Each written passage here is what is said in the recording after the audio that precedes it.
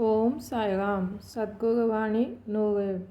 இந்த எல்லையற்ற பிரபஞ்சம் மிகப்பெரிய அறிய முடியாத ஒன்று.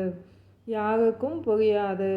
எது நன்மையோ எது தீமையோ என்பது நமக்கு தெரியாது.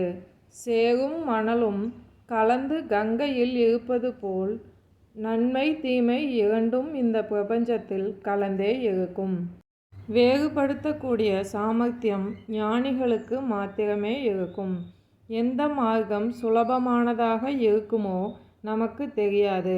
இவ்விதமாக அறிய முடியாமல் போவதால் நாம் குறிக்கோளை அடைவது தடைபடுகிறது. இந்த உலக நாடகத்தை ஈஸ்வரன் கவனித்து கொண்டிருப்பார். ஜீவர்களின் போராட்டத்தை அவர் பார்த்து கொண்டிருப்பார். சேர வேண்டிய இடத்திற்கு ஜீவர்களை எளிதாக சேர்ப்பதற்கு தன்னால் தேர்வு செய்யப்பட்ட சத்குருக்களை உலகில் நியமித்து வருகிறார். அந்த சத்குருக்களுக்கு உலகின் போக்குவரத்து நன்றாக தெரியும். அப்படிப்பட்ட சத்குருவை சார்ந்திருக்க வேண்டும். அவருக்கு இந்த உடலை அர்ப்பணம் செய்ய வேண்டும். அவரின் சேவையிலேயே ஆவல் உடையவராக இருக்க வேண்டும்.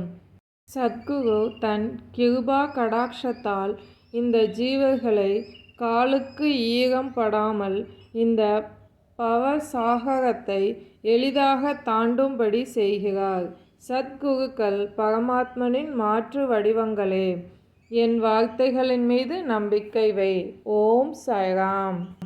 இந்த வாணிக்கான கேள்வி: சத்குருக்கள் யாருடைய மாற்று வடிவம்?